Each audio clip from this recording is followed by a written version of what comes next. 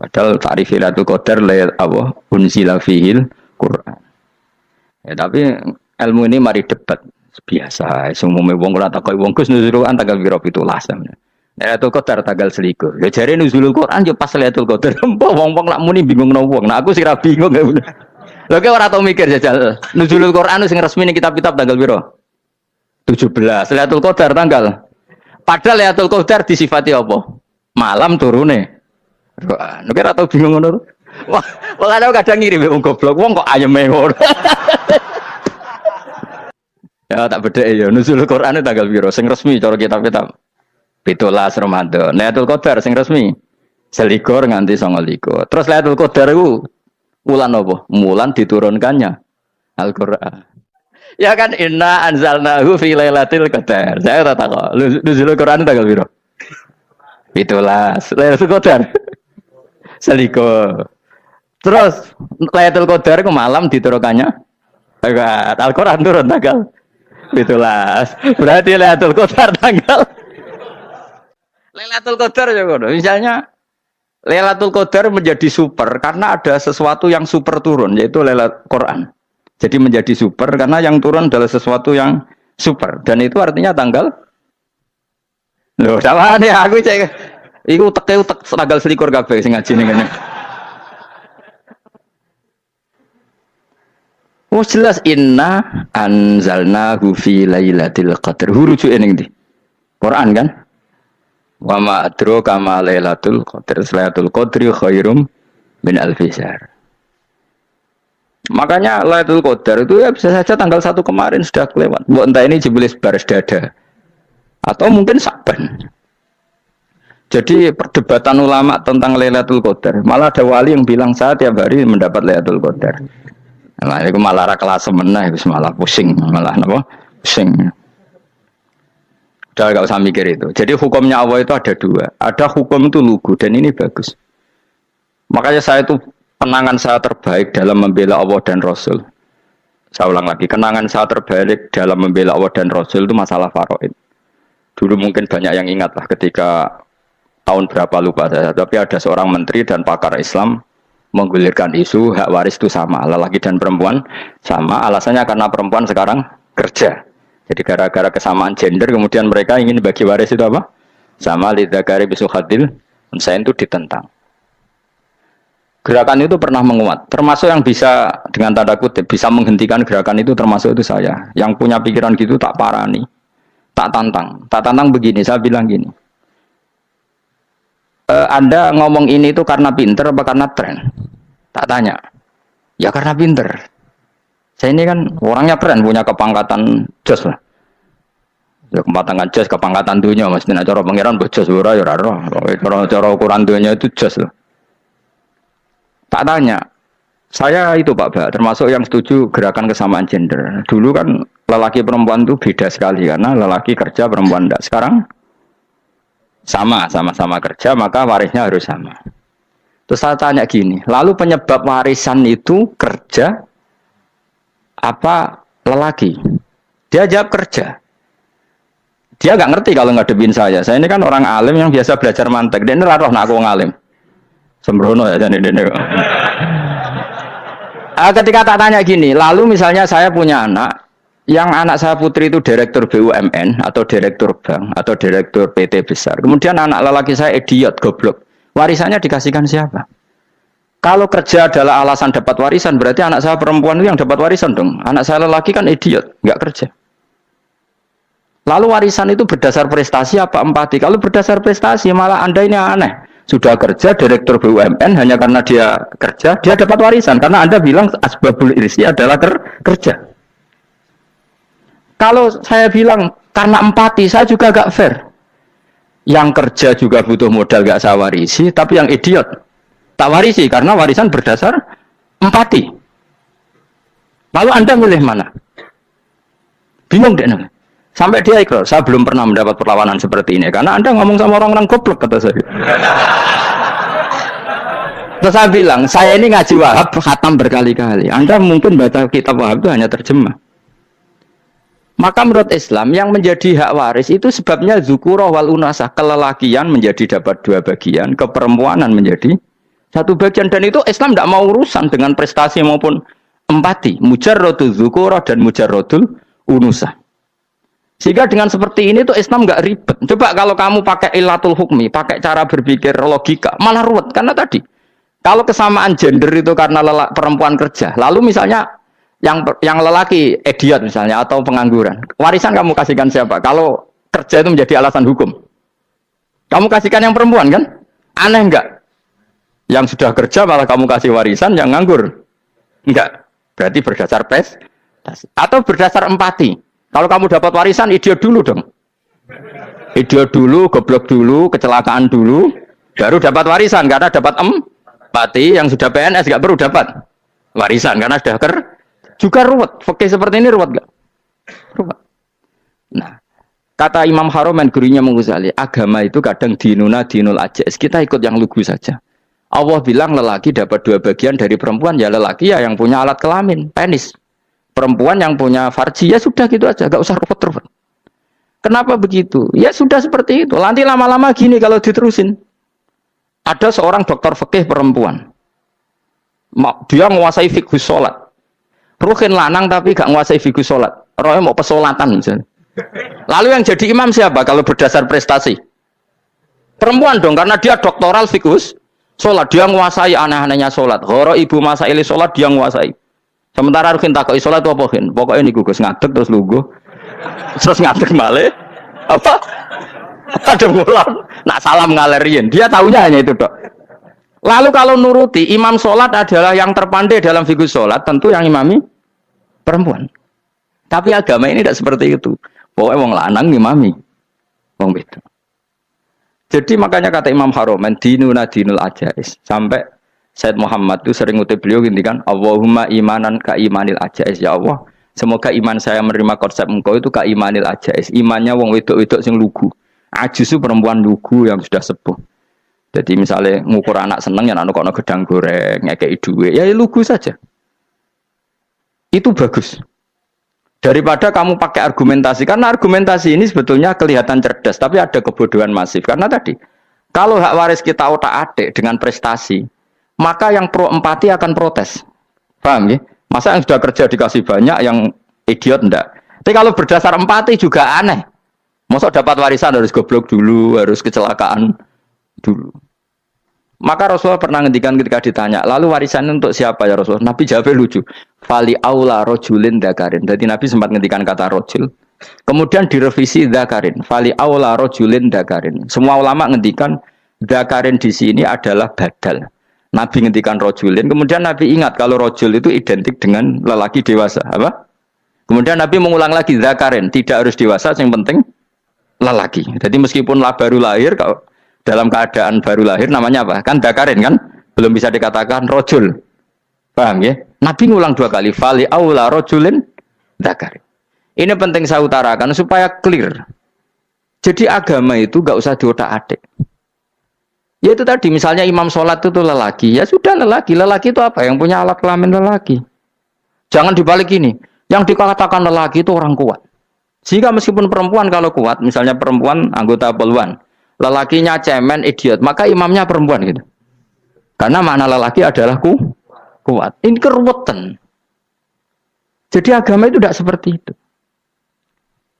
Nah sekarang kembali ke pilihan. Yang dikatakan pilihan itu orang hebat. Apa yang dipilih? Apa berdasar definisi? Apa berdasar kehendak yang milih? Ya kamu mulai do pinter, tumben do pinter. Alam raya ini milik Allah. Dan semua di alam raya ini milik Allah. Maka dipilih tidak dipilih itu terserah yang punya apa terserah kita. Apa terserah kriteria, apa terserah definisi. Dalam konteks kita sebagai objek diambil, tentu terserah yang punya. Kemudian Allah bilang, orang-orang itu saya pilih. Nah kalau milihnya Allah berdasar kepunyaan, tentu Allah boleh dong memilih orang yang sebetulnya berstatus dolim. Ya tapi ya tetap dia dolim, tapi ya tetap dipilih. Kenapa ya? Karena Allah yang punya. Saya misalnya orang kaya, boleh nggak punya HP buruk? Boleh kan? Terserah saya. Saya orang kaya, beli HP mahal, medium, dan paling buruk. Boleh enggak? Boleh, saya yang punya. Nggak boleh, Gus, orang kaya harus beli HP yang mahal. Yang bilang harus siapa? Nah kegoblokan kita ini seperti ini. Nak wong sugih HP-ne kudu larang. Nak wong alim kudu bojone ayu. Sing kudu darani kudu ayu sapa? Nak maji jalan yang tumbuh swarga lho kudu iku sing swargane mbam tapi kudu. Nah, kita ini sering berpikir ngatur Tuhan. Nah, Indonesia negara yang mayoritas muslim terus Islam Indonesia kudu dadi sampling Islam seluruh apa? Dunia. Ya ora usah sombong ngono ya keben mayoritas juga wonge kakean ngono ae ora perlu GR jadi sampling percontohan Islam internasional ora perlu ngono. Lah misalnya terus jadi contoh misalnya nang Masjid Haram niru Jumatan ning Indonesia berangkat mbek do rokokan. Bariku teke diusep-usep nang pojok pager. Lah misalnya wong Mekah terus do ngono kabeh karena mencontoh Islam Indonesia. Kacau gak? Ora usah GR ngono biasa wae. Napa? Biasa wae. Terus misalnya mencontoh Islam Indonesia, Indonesia anak jaran Wali Songo terus tahlilan nunggu nganti setengah jam. Lah terus raudhah dikepung ngono rak macet Mekah Madinah. Mergo agar ziarah Nabi terus lungguh apa? Sak jam. Nah ning wali sak jam ning Nabi 2 jam lah kira-kira gitu. Ya malah nganyak Kanjeng Nabi dong. Nabi sekaruan afdhalul khalqi mbok dongakno wa maghfir lahu warhamhu. Niku malaikat sak langit misah. Ya Nabi kok dongakno di sepuro. Kowe tapi ya butuh sepuro. Enggak boleh doakan Nabi gitu, enggak boleh. Wa sholli ala sayyidina Muhammad wa ala alihi, enggak boleh pakai ighfir lahu. Masalahnya tahlilan apa alam dongo iku terus kamu gunakan. Misalnya terjadi percontohan Islam dunia terus Nabi kapundhut ditalkin, nak ditakoki waman rebuka piye. Terus Nabi warai waman nabiyuka. Mesti Nabi yo pro, lah aku Nabi coba takoki. Jadi kita ini sering kumo luhur karena kita mayoritas terus jadi percontohan ora usah ngono. Paham ya napa? Ndak usah ngono, mayoritas sae tapi ora usah GR jadi apa? Percontohan internasional. Mungkin kalau masalah Islam damai ya bagus. Tapi itu kan tidak hanya Indonesia. Di mana-mana yang Islam damai juga banyak. Dan yang tukaran juga banyak. Toh yang tukaran nggak pernah maklumatkan diri ini percontohan janda. Ya biasa saja. Saya ulang lagi ya. Maka menurut saya nggak akan benar pendapat Khawarij atau pendapat Islam yang keras bahwa orang dosa besar itu keluar dari Islam. Karena ketika Allah mengatakan, kemudian aku pilihkan kitab ini, tak kasihkan orang-orang yang saya pilih. Itu diantara yang pertama adalah meskipun mereka sebagian tetap zalim. Artinya tetap zalim itu tidak menjadi dia keluar dari status Islam. Paham ya? Sekarang saya tanya, yang dikatakan warga Indonesia itu siapa? Ya siapapun yang bergeografis di Indonesia, lahir sebagai akte Indonesia, ya orang Indonesia. Kemudian ada yang penjahat, ada yang maling, kita penjara. Apa dia keluar dari kebangsaan Indonesia? Enggak kan? Sama ketika orang Islam menjadi zina dan fasik koruptor, keluar dari Islam enggak? Enggak. Karena Allah tetap bilang faminhum. Apa? Faminhum. Jelas ya? Wes kayak ngarah Khawarij. Kenapa? Kalau Khawarij cara berpikir itu ekstrim. Setiap dosa besar itu mengeluarkan orang dari status Islam. Oh, itu bahaya sekali. Karena nanti kalau itu iya, kita akan kehilangan banyak orang nopo Islam. Makanya Nabi nanti ngendikan, saya berharap yang nanti masuk surga dari umatku itu separuh, 2/3. Itu kata ulama-ulama. Kalau kita pakai mazhab Khawarij, orang Islam itu tidak sampai 1/3. Karena banyak yang keluar dari Islam. Duwe keris gak Islam, duwe akeh gak Islam, ngelakoni jimat gak Islam, nyekel patok gak Islam, dosa gede gak Islam, korupsi gak Islam. Terlalu banyak yang kita usir dari Islam. Lalu kita ngusir atas nama apa? Coba. Kalau atas nama Tuhan, kamu tidak Tuhan. Atas nama wakil Tuhan, Tuhan tidak pernah mewakilkan ke Anda. Orang-orang mandate. Yang kita tahu dari Quran ya ayat ini, tsumma awrasnal kitabal ladzi nastofaina min ibadina. Kemudian kitab ini tak kasihkan orang-orang yang saya pilih. Dan orang yang saya pilih itu faminhum zalimul li nafsi. Dan sebagian dari itu adalah orang dolim. Dan itu jelas bagian dari itu. Artinya keluar apa masuk? Keluar apa masuk? Masuk. Meskipun ya yang dolim tetap berstatus dolim. Kayak warga Indonesia, ini semua warga Indonesia. Paham ya? Yang maling ya tetap warga Indonesia. Meskipun ya tetap maling. Jelas ya? Betul orang ya? Makanya ahli sunnah itu pendapatnya falam nukafir mu'minan bil wisri. Kita tidak akan mengkafirkan orang mukmin hanya karena melakukan dosa. Kenapa ya? Karena Allah bilang faminhum setengah sangking itu masuk bagian. Dan itu luar biasanya Allah disebut istofaina. Tetap orang-orang pilihan. Maka ini penting saya utarakan supaya kita ini tidak sok-sokan. Terus yang zalimul nafsi pun potensi dimaafkan sama Allah. Asal dia tobat, dan tobat itu sama Allah nggak ada batasnya. Malam yuhur kiri sampai apa? Nafas apa? Terakhir. Dan kadang orang itu sebetulnya nggak niat tobat, cuma ada perilaku tertentu sehingga dadian Allah itu simpati. Itu juga banyak yang diterima tobatnya Allah. Makanya kata ulama-ulama itu, istighfar itu tidak syarat diampuni. Yang menjadi orang terampuni itu kehendak Allah. Istighfar itu bagian kecil dari syarat-syarat itu. Bisa saja orang tanpa istighfar tapi diampuni Allah. Misalnya Allah dawuh, wa yaghfiru ma duna dzalika limay yasha. Itu bukan limay yastaghfir tapi limay yasha. Contoh masyhur kan, kamu pernah dengar kan ada orang nakal itu, mumisa itu ya kira-kira lonte atau apalah. Dia datang pulang ketika melihat anjing ngeleti pasir, dia berpikir ini kehausan kayak saya. Kemudian dia turun ke sungai memberi minum anjing itu, kemudian Allah memaafkan dia karena itu. Pas itu di semua hadis riwayatnya dia tidak pernah istighfar.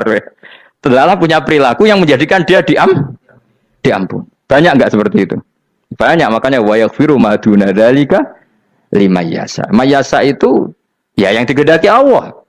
Bisa saja kalian ini sering istighfar tapi enggak dimaafkan Allah. Tapi delala punya satu perilaku yang cara Allah itu penting, kemudian dimaafkan. Kayak Saharatu Fir'aun itu dia tidak pernah istighfar, tukang sihir Fir'aun. Dia diampuni Allah, dikasih iman tuh gara-gara jadi wong Jogja. Terus ngono tok. Jadi pas mau duel adu sihir. Iku dalah dekne mendingan ya. Qalu ya Musa imma antulkiya wa imma annakuna nahnul mulkin. Monggo jenengan riyen napa kula riyen. Tapi gara-gara dekne didikan Jogja niku. Lah wong ape duel, mestinya tarung itu semakin cepat mengambil kesempatan kan semakin menang. Ini sudah jelas tarung. Ngapunten jenengan riyen napa kula. Lha iku pangeran itu terus simpati. Wong kok sopane ngono apa? Akhirnya Allah memberi iman gara-gara apa? Imma antulkiya wa imma annakuna nahnul mulkin. Monggo jenengan riyen. Lah Musa juga Allah juga enggak terima kalau nabinya kalah sopan. Sehingga Allah memerintahkan Musa adalah sopan. Mboten jenengan mawon. Jadi Nabi Musa qala bal alqu. Jadi Nabi Musa enggak jenengan riyen mawon. Jadi coba itu kan unik. Dia tidak ingin diampuni Allah, tapi adalah dia sebenarnya satu perilaku yang menjadikan Allah itu simpati, yaitu kesopanan dia dengan Nabi Musa. Imma antulkiya wa imma annakuna nahnul. Nabi Musa juga bilang qala bal alqumu go jenengan riyen mawon. Akhirnya sakar nggih nak ngoten. Makanya Firaun itu mangkelnya bukan main. Ketika pertunjukan itu akhirnya kan Saharatu Firaun kan kalah. Setelah kalah langsung iman. Maka kata Firaun, ini jelas Musa itu guru kamu. Cuma pura-pura saja kamu pro saya. Lah buktinya apa? Jare buktinya tadi monggo-monggonan gitu. Makanya Firaun bilang innahu lakabirukumul ladzi 'allamakumus sihr. Wah, iku mesti Musa iku gurumu. Padahal dia gak kenal sama sekali. Cuma gara-gara monggo-monggonan tadi itu akhirnya terus pikirannya Firaun, wah, mesti kenal suwi, mau gayane tok. Mergo gara-gara monggo jenengan riyen. Mboten monggo jenengan. Jadi makanya sampean jangan putus asa. Makanya keliru sekali kalau kita bilang diampuni Allah nunggu istighfar. Enggak. Tentu istighfar penting, kita sepakat. Istighfar itu penting, kita sepakat. Tapi itu tidak satu cara-caranya Allah untuk orang bisa diampuni. Nabi misalnya ngendikan ana wa kafilul yatim kahateni fil jannah. Coba. Orang sering istighfar sama kafilul yatim, kira-kira surganya cepat mana? Cepat kafilul yatim meskipun enggak istighfar. Kalau istighfar terus tapi medit ra karuan. Tak jamin pun rokok alamatnya medit jelas nen rokok aku roh. Terus jelas. Al-Bakhilu qoribun minan nar, jelas alamatnya deket-deket situ lah, paham ya? Wes jelas as-sakhi qoribun minallah, qoribun minan nas, baitun minan nar. Nah al-bakhil baitun minallah, baitun minal jannah, qoribun minan nar. Jadi yang medit itu ya deket-deket situ alamatnya sudah jelas deket-deket neraka. Ana wa kafilul yatim kahataini fil. Berapa? Apa semua yang dimaafkan Allah Nabi nyebut syaratnya istighfar? Kebanyakan malah enggak. Orang alim misalnya. Makanya orang alim kalau jarang istighfar kamu enggak usah iri. Orang alim tuh mulang tok. Itu langit bumi mintakan ampun. Wa innal alima la astaghfiru lahu man fis samawati wa man fil ard hatta khitan fil bahr. Orang alim itu otomatis dimintakan maaf oleh langit dan bumi sampai iwak ning laut. Mereka jendur aku sebab jangan istighfar. Aku sih istighfar sakit sembrono. Langit bumi no. Mulane kula nu jarang istighfar bukan karena saya sombong, memanfaatkan istighfar mereka no. Dan saya yakin itu lebih mandi timbang istighfar saya. Mon koman fi samawati nglebokno Jibril, Mikail. Orang-orang keren no, makhluk-makhluk no, keren. Saya baru cari hadis yang wa innal muta'allim sing ijek belajar tapi belum ketemu. Nanti kalau ketemu tak kasih tahu apa? Karena hadisnya yang saya baca masih wa innal alim apa? Orang alim jadi agak ketat. Nah, nanti kalau sudah ketemu wa innal muta'allima. Nanti dicari. Tapi pasti palsu kalau ada itu. Karena semua teksnya itu apa? Alim. Atau ya kamu alim dibanding yang di bawahnya ya semoga itu masuk apa? Jadi dibanding orang Papua kan harus alim. Saya ulang lagi ya, ini penting sekali. Jadi latihlah jangan punya gerakan takfiri orang lain dianggap kafir, orang lain dianggap kafir karena Allah tidak pernah mengusir hambanya. Meskipun apapun salah dia kata Allah tetap faminhum. Apa? Faminhum. Hum itu rujuknya ke yang depan. Jadi termasuk orang-orang yang saya pilih adalah faminhum zalimul li nafsi. Tetap dia di arena itu. Nisbatnya Islam ya tetap di area Islam itu. Meskipun yang ya kayak warga Indonesia coba. Warga Indonesia itu siapa yang terlahir di Indonesia dan ber-KTP berkartu keluarga Indonesia sudah. Nanti tentu yang bajingan tetap bajingan, yang koruptor tetap koruptor. Tapi menjadi warga Indonesia terus keluar dari warga Indonesia. Tetap warga Indonesia. Kira-kira seperti itulah analoginya. Tetap istofaina tapi tetap berstatus faminhum zalim. Tapi rujuknya kan tetap faminhum iku setengah saking alladzinas tofaina. Mulane ngaji sing tenanan, kowe ora usah anut khawarit. Khawarit ku opo ngamukan. Sidik-sidik wong liya salah iku apa-apaan. Loh saya juga mangkel be wong dolim. Semua orang soleh mangkel be wong dolim. Tapi ya dihukum saja. Misalnya dalam Islam ada kisos, ada ada hadul qadzaf, hadus sariko. Ya hukuman ya hukuman saja. Tapi hukuman itu tidak bisa menghilangkan status. Ya sama seperti manusia tetap manusia. Meskipun apapun dia ya manusia. Ya tadi misalnya manusia itu siapa? Ya manusia itu ya manusia. Terus kamu bikin orang yang standar ideal manusia adalah yang berperilaku baik, yang enggak pernah salah. Kemudian kalau Zaid itu maling berarti tidak manusia. Terus barangnya apa? Ketek. Tidak bisa. Makanya kembali lagi dinul aja. Kamu bikin definisi manusia itu tidak usah seangkuh itu. Manusia seperti ini manusia ya sudah. Maling ya manusia, orang soleh ya manusia, orang sedengan ya manusia. Lelaki itu apa? Yang punya alat kelamin penis itu lelaki titik sudah. Sehingga nanti warisannya ya dia lelaki. Sholatnya dia bergaya. Kamu tidak usah bilang gini. Lelaki adalah yang cakap memimpin, yang maco, yang kuat. Jika kalau tidak seperti itu namanya perempuan. Terus kamu membolehkan yang seperti ini jadi makmumnya perempuan. Imamnya perempuan yang maco. Kacau enggak kalau agama nuruti logika-logika itu? Enggak jawab aja. Kacau. Lalu lucunya sekarang banyak kecerdasan yang mengarah ke sana. Makanya agama ini jadi kacau. Karena sudah ada dinul ajais. Agama ini agama ummi. Ya agama ini agama ummi. Kata Allah, huwaladzi ba'atsa fil ummiyin. Ummiyin itu lugu itu polos. Jadi kalau orang polos misalnya gini. Ini apa? Kira-kira kalau jawab orang polos ini. Jam. Bagus kan jawab jam. Jam untuk apa? Penunjuk waktu. Ya sudah seperti itu. Tapi kalau orang engkek. Ini itu apa jam? Itu barang murahan. Bulat kan oleh jawab. Ono Pak mobil carry itu apa? Itu black melaku. Yang mobil itu Alphard. Jadi kacau. Enggak boleh agama dibawa ke sana. Apa? Agama di sana dibawa ke sana. Nah itu madzhabnya ahli sunnah apa? Wal jamaah. Ketika Rasulullah ngendikan la yu'minu ahadukum hatta yuhibba li akhi, ora kok diarti ini ora iman. Sehingga yang menyala itu tidak iman, tidak seperti itu cara mengartikan ahli sunnah wal jamaah. Karena status itu tidak pernah hilang. Yang hilang hanya kesempurnaannya. Paham ya? Kesempurnaan kita jalani manusia hilang karena kita maling, karena jadi koruptor. Tapi tetap kita manusia. Kesempurnaan kita sebagai orang mukmin hilang kalau kita fasik. Tapi kita tetap mukmin. Paham ya? Makanya setiap hadis gitu kata ahli sunnah la yu'minu imanan kamilan. Wis dong ya? Dong? Ya terus alhamdulillah subhanallah. Ya doa alim mas malam rolikur. Malam Lailatul. Aku kadang yang melok goblok aduh. Saya tuh sering dididik sama bapak saya, sekumpul wong akeh ya kudu melok goblok guys. Makanya bapak itu kalau ada orang pidato, bapak kan juga enggak suka pidato juga, tapi ya kerso kadang-kadang, saya pun kadang-kadang kerso. asal sing ngutus pernah guru, pernah sepuh kadang ngerasa. Bapak nak bahas pengajian ngomongin balik dari Bapak, malah bingung. Ini ngomong apa wae. Coba kita dengan PD-nya bilang Lailatul Qadar itu 21 sampai berapa? 29. Lailatul Qadar. Warna iki malam Lailatul Qadar. Lalu Lailatul Qadar keren tuh karena apa coba? Karena nuzulul Quran. Lalu nuzulul Quran tanggal 17. Lalu Lailatul Qadar tanggal berapa? Oh, ada nih. Alhamdulillah. Tapi ini jangan jadi keiskalan yang masif itu sudah difitnah. Cara Gus Ba, ya cara Gus Ba, cara Quran ngawur gitu. Sembrono. Memang aku tidak pendapat tentang Quran dan ayatnya seperti itu.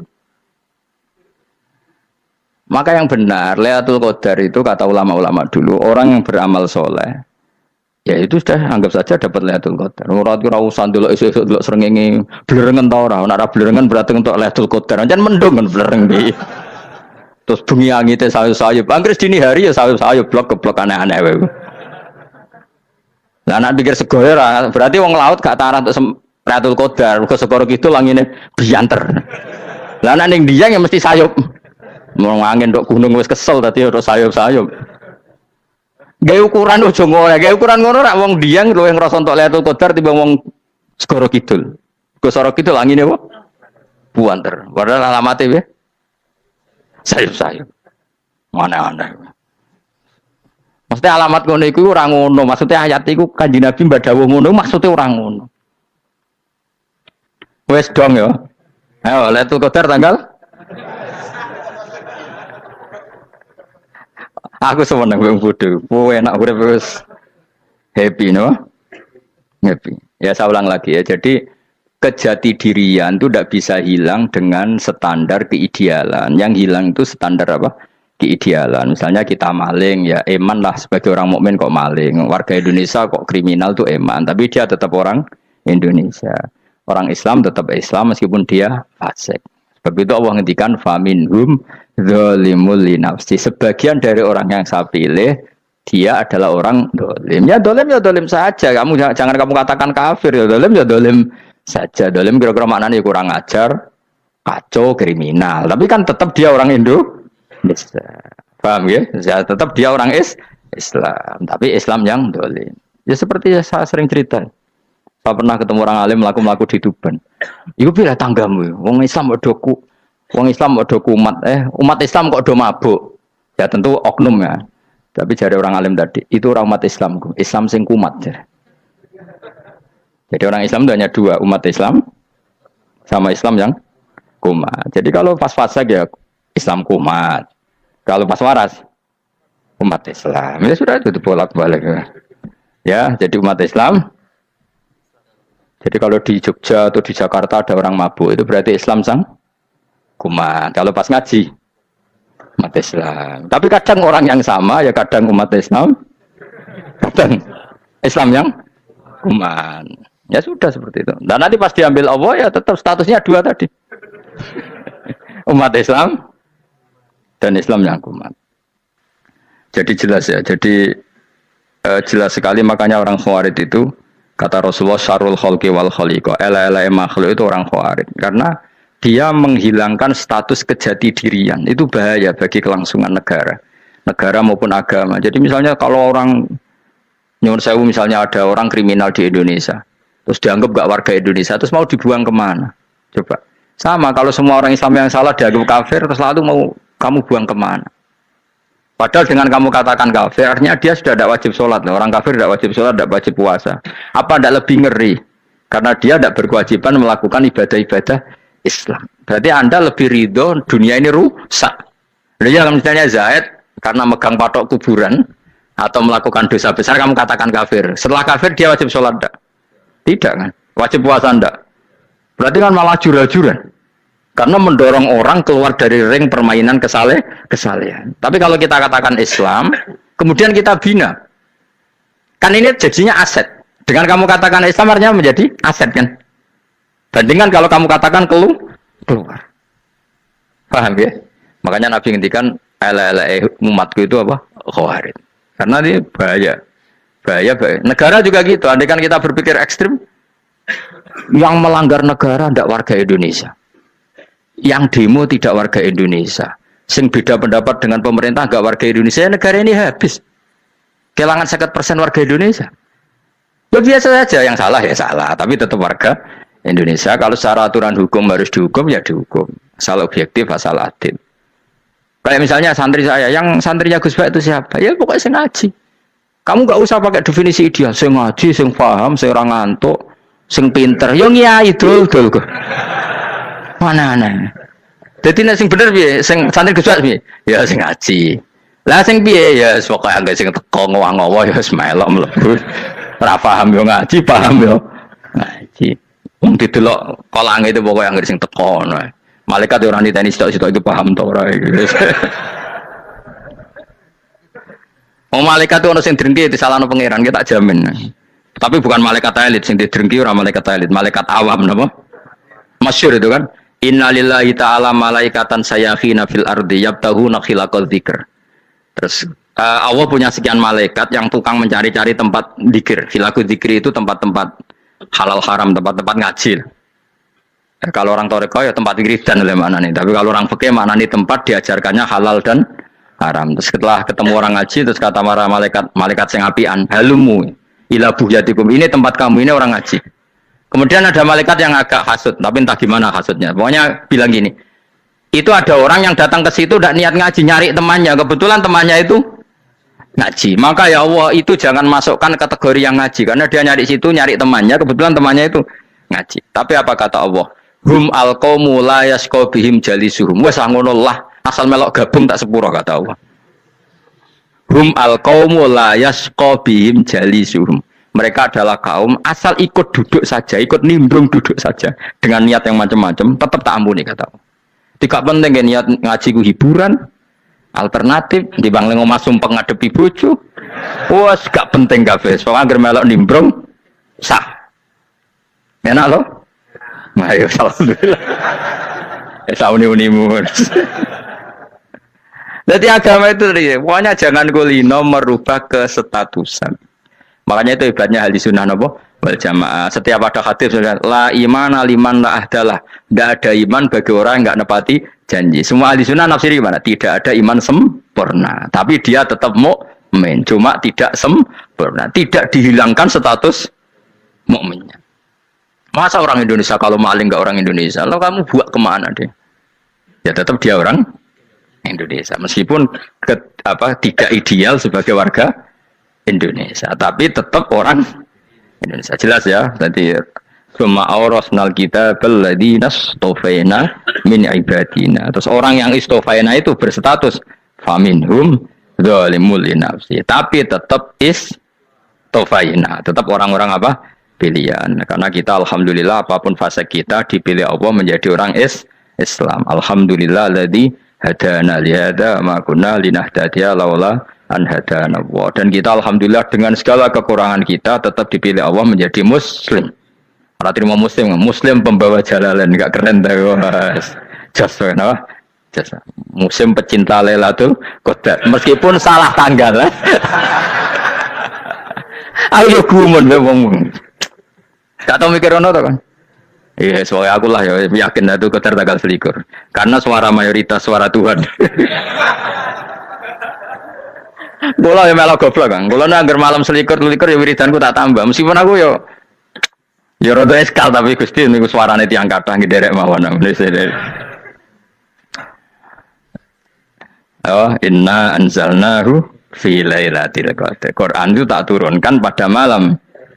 Jadi normalnya Lailatul Qadar itu berbarengan dengan malam. Tapi wis rasa mbok imani biasa wae, mari fitnah ngare wah. Nah biasa. Jelas Lailatul Qadar itu bisa kapan saja. Nah ulama dulu bilang ya bisa kapan saja. Cuma kata ulama-ulama bisa saja diturunkan di tanggal itu. Ya bisa itu karena memang nuzulul Quran itu kan tidak semuanya di tanggal 17 sebetulnya. Jadi di mana-mana itu ada simbol-simbol yang dipakai. Istilahnya tanggal 17 itu simbol memang kebetulan ada yang tanggal 17. Tapi kita tahu kan yang turun di Haji Wada juga banyak. Coba Haji Wada tanggal berapa? 9 Arafah. Bulan apa? Dzulhijjah. Dan banyak ayat turun Isra Mi'raj misalnya. Ayat Isra Mi'raj turun